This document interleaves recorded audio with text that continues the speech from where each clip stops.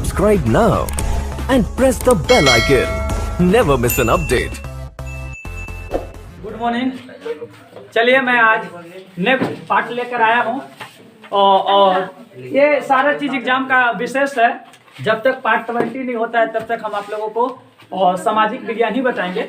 और अगर part 20 complete हो जाता है, मेरा जो टॉपिक जो कोर्स है वो कंप्लीट अगर हो जाएगा, तो मैं फिर इसके बाद आप लोगों का जो भी समय बचेगा तो हम हिंदी बता देंगे, ताकि हिंदी ऐसे बता देंगे, 2-4 वीडियो बना देंगे ताकि आप एग्जाम में भी अच्छा नंबर हिंदी पर भी ला सकते हैं। तो आप वीडियो को देखना ना भूलें और इस वीडियो को पूरा देखें ताकि आपको अच्छे से समझ में आ जाए। अगर आप चैनल पर नए हैं तो कृपया चैनल को सब्सक्राइब कर लीजिए और मुझे सपोर्ट कीजिए। अगर नहीं समझ में आता है तो व्हाट्सएप नंबर दिया हुआ है, आप उसमें मैसेज करके भी कुछ क्वेश्चन पूछ सकते हैं।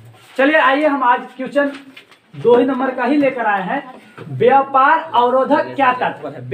व्यापार अवरोधक का क्या तात्पर्य है? व्यापार अवरोधक किसे कहते हैं, उससे क्या आप समझते हैं, उसके बारे में जानना है। तो देखिएगा, व्यापार अवरोधक एक प्रकार का प्रतिबंध है। व्यापार अवरोधक एक प्रकार का क्या है? प्रतिबंध है। प्रतिबंध का मतलब आप जानते हैं, रोक। प्रतिबंध का मतलब क्या होता है? रोक। तो एक प्रकार का व्यापार अवरोधक एक रोक है जिसका प्रयोग सरकार विदेश व्यापार में वृद्धि या कटौती करने या कौन सी वस्तु देश में कितनी मात्रा में आयात होनी चाहिए ये निर्णय करने के लिए होती है। यानी व्यापार अवरोधक हम उसे कहते हैं जो कि एक प्रतिबंध है। ये सरकार अपने अनुसार ये मतलब डिसाइड करती है ना, निर्णय लेती है कि कौन सा मात्रा कितना में होना चाहिए।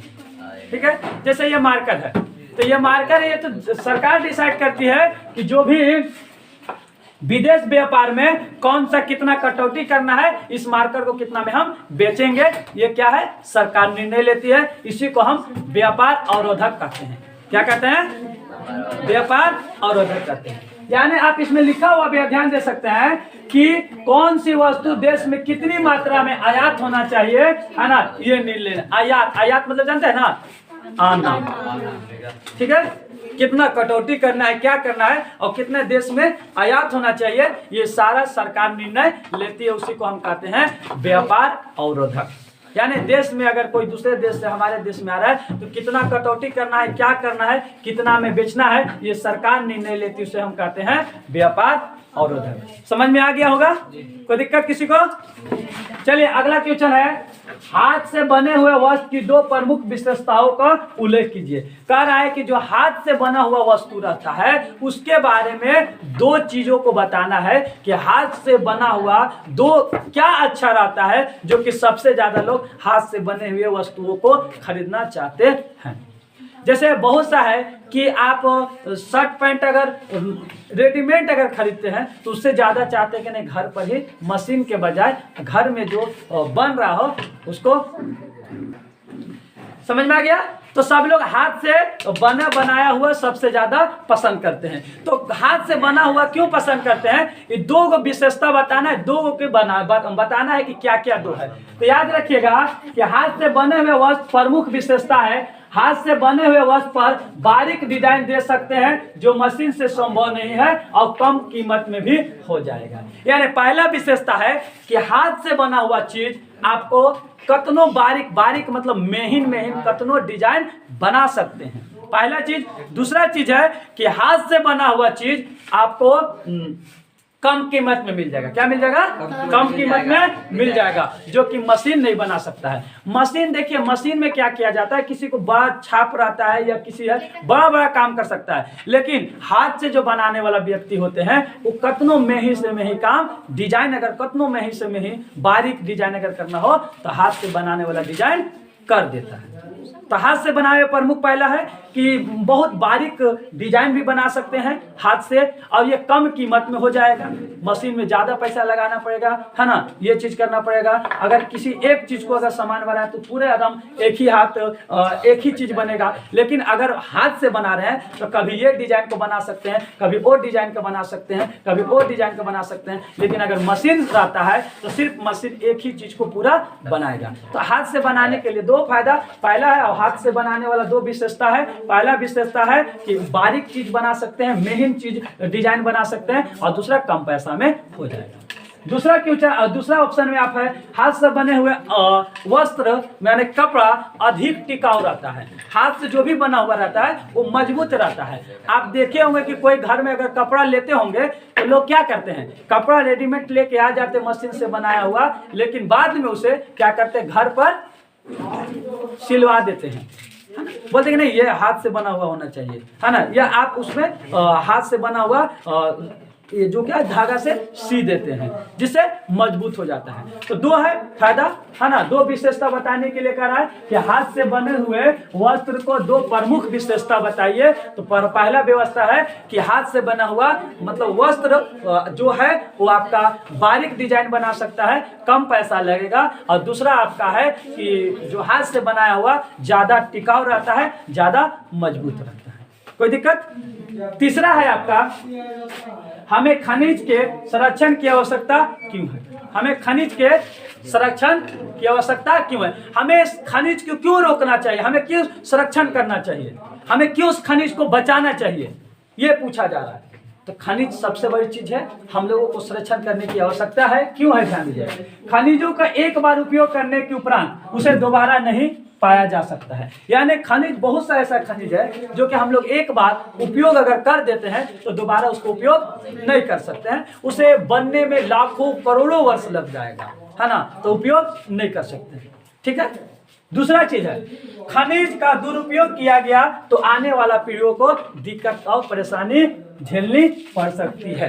यानी कह रहा है कि अगर हम लोग दुरुपयोग किए, एकदम गलत प्रयोग किए खनिज के, हमें जहाँ पे जरूरी है वहां पर अगर हमें एक खनिज के जरूरी है वहां पे 10 खनिज अगर बर्बाद करते हैं या 10 खनिज को इधर उधर करते हैं तो क्या होगा, ये दुरुपयोग हुआ कि नहीं।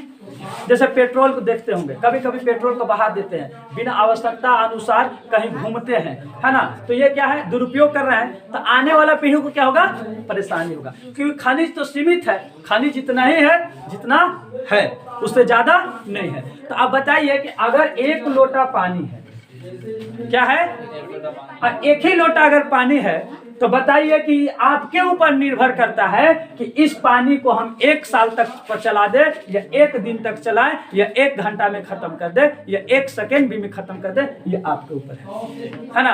अगर हल्का अगर इसमें से पानी अगर यूज करेंगे, आवश्यकता अनुसार ही अगर प्रयोग करेंगे तो हमें ज्यादा दिन तक चलेगा। लेकिन अगर हम जितना जरूरी है उससे 2 गुना अगर हम यूज करेंगे, प्रयोग करेंगे तो हमारा ये जल्दी बर्बाद हो जाएगा, फिर जाकर जल्दी दूसरा खरीदना पड़ेगा और जो कि मिलना मुश्किल है।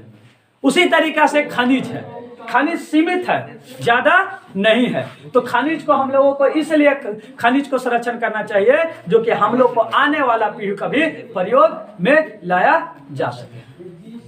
तो हम लोग को खनिज को संरक्षण करना जरूरी है, क्योंकि खनिज एक बार खत्म हो जाएगा तो उसको लाखों वर्ष लग जाएगा, जिसकी वजह से बाद में बहुत परेशानी होगी, लोगों को बहुत महंगा सामान खरीदना पड़ सकता है। ठीक है। तो हम लोगों को चाहिए खनिज को संरक्षण करें, खनिज को सुरक्षा करें, जितना लोगों को आवश्यकता है उतना ही खनिज का प्रयोग करें। खनिज के बारे में आप लोग को बता दिया है यह है कि खनिज उसे कहते हैं जो जमीन से जितने भी निकाले जाते हैं, खनन द्वारा किया जाता है, खान कर निकाला जाता है, खोद कर निकाला जाता है, उसे खनिज कहते हैं। खनिज सीमित है ना, खनिज ज्यादा नहीं है, इसलिए हम सभी को चाहिए, भारतवासियों को या देश के जो भी है सभी को चाहिए कि खनिज का हम लोग प्रयोग, है ना, जितना आवश्यकता है उतना ही करें, ज्यादा ना करें। कोई दिक्कत? तो आप सभी को समझ में आ गया होगा। तो आपका व्यापार अवरोधक का मतलब होता है कि हमारे देश में व्यापार अवरोधक का मतलब जो प्रतिबंध लगाना है, क्या करना है, ये सरकार पर निर्णय है कि जो हमारे देश में आयात जो आता है विदेश से, उसे कितना मात्रा, कितना रुपया रखना है, ये चीज है व्यापार अवरोधक। दूसरा आपको बता दिए कि हाथ से बने हुए वस्तुओं को 2 प्रमुख बताना है। तो 2 प्रमुख आपका है कि एक हाथ से बना हुआ वस्तु बारीक डिजाइन भी बना सकते हैं और दूसरा कम खर्चा में लागत होगा जो मशीन नहीं कर सकता है। दूसरा है आपका उसी में कि आप जो हाथ से प्रयोग करते हैं उसे लोग बहुत मजबूत रहता है, वो टिकाऊ रहता है। है ना। तो दो प्रमुख आपको बता दिए। और तीसरा आपका, हमें खनिज को संरक्षण क्यों करना चाहिए। तो हम लोग को खनिज को इसलिए संरक्षण करना चाहिए कि एक बार प्रयोग करने के बाद दोबारा प्रयोग हम उसे नहीं कर सकते हैं, क्योंकि उसे बनने में बहुत समय लग जाएगा। तो हम लोग को चाहिए कि दुरुपयोग ना करें, हमें जितना आवश्यकता है उतने ही आवश्यकताओं को हम खनिज का प्रयोग करें और बाकी आने वाला पीढ़ी के लिए बचा के रखें, ताकि हम लोगों को आने वाला पीढ़ी को कोई ज्यादा महंगा या किसी भी ज्यादा चीज को खरीदने की परेशानी ना हो। नहीं तो अगर हम लोग दुरुपयोग करेंगे तो आने वाला पीढ़ी को बहुत परेशानी होगा, बहुत दिक्कत होगा। तो हम लोगों को अपना भी यूज करना है, आने वाला पीढ़ियों को भी यूज करने देना है, इसलिए हम लोगों को खनिज को संरक्षण करना है। तो बस आज के लिए इतना ही, धन्यवाद। Subscribe now and press the bell icon. Never miss an update.